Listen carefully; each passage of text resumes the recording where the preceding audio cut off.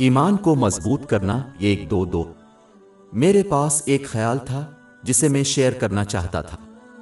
ان اہم چیزوں میں سے ایک جو مسلمان کو اللہ تعالیٰ کی خلوص نیت سے اطاعت کرنے سے روکتی ہے، جس میں ان نعمتوں کو استعمال کرنا شامل ہے جو اس نے عطا کی ہیں، ان طریقوں سے جو اس کی خوشنودی کے لیے قرآن پاک اور نبی اکرم صلی اللہ علیہ وسلم کی روایات میں بیان کی گئی ہے،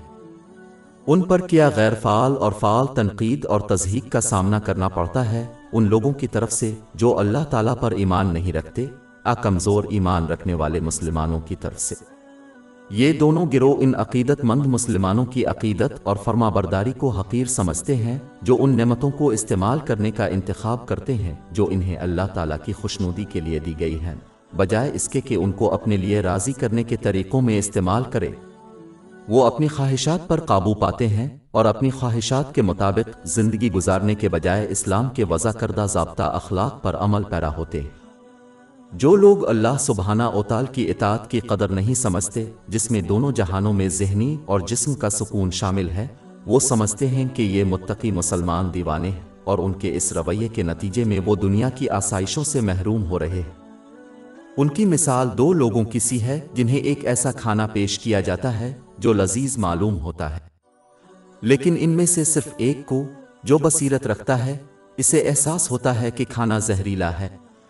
وہ دوسرے کو تنبیہ کرتے ہیں کہ وہ زہر آلود کھانا نہ کھائے، لیکن دنیاوی چیزوں کی محبت میں مدہوش ہونے کی وجہ سے وہ اس نصیحت کو نظر انداز کر کے کھانا کھاتے، جبکہ مشیر کو لذیذ کھانے سے لطف اندوز نہ ہونے پر احمق سمجھتے۔ جو شخص یہ بصیرت حاصل کرنے میں ناکام رہتا ہے وہ اللہ تعالیٰ کی عملاً اطاعت سے باز آ جائے گا جب وہ غیر فعال فعال طور پر دوسروں پر تنقید کرتے ہیں۔ ایک مسلمان کو ہمیشہ یاد رکھنا چاہیے کہ دونوں جہانوں میں ذہنی اور جسمانی سکون صرف اطاعت میں مضمر ہے۔ اللہ عز و جل باب 16 النحل آیت 97 جس نے نیک عمل کیا خواہ وہ مرد ہو یا عورت حالانکہ وہ مومن ہے، ہم اسے ضرور پاکیزہ زندگی دیں گے اور ان کو ان کے بہترین اعمال کے مطابق ضرور اجر دیں گے، جبکہ اس کی نافرمانی، ان کی عطا کردہ نعمتوں کا غلط استعمال کرنا دونوں جہانوں میں مصیبت ہی کا باعث بنتا ہے۔ دنیاوی خواہشات اور ہوس میں ڈوبے ہوئے لوگوں کو دیکھ کر یہ بات بالکل واضح ہوتی ہے۔ باب 20 طٰہٰ آیات 1-2-4-1-2-6 اور جو میری یاد سے روگردانی کرے گا اس کی زندگی تنگدستی سے گزرے گی، اور ہم سے قیامت کے دن اندھا اٹھائیں گے، وہ کہے گا اے میرے رب تو نے مجھے اندھا کیوں اٹھایا جبکہ میں ایک بار دیکھ رہا تھا؟ اللہ فرمائے گا اس طرح ہماری نشانیاں تیرے پاس پہنچی اور تو نے ان کو بھلا دیا، اور اسی طرح آج کے دن تجھے بھلا دیا جائے گا۔ دوسری بات یہ ہے کہ ایک مسلمان کو وہ بصیرت حاصل کرنے کی کوشش کرنی چاہیے جو اسے اس سچائی پر قائل کرے۔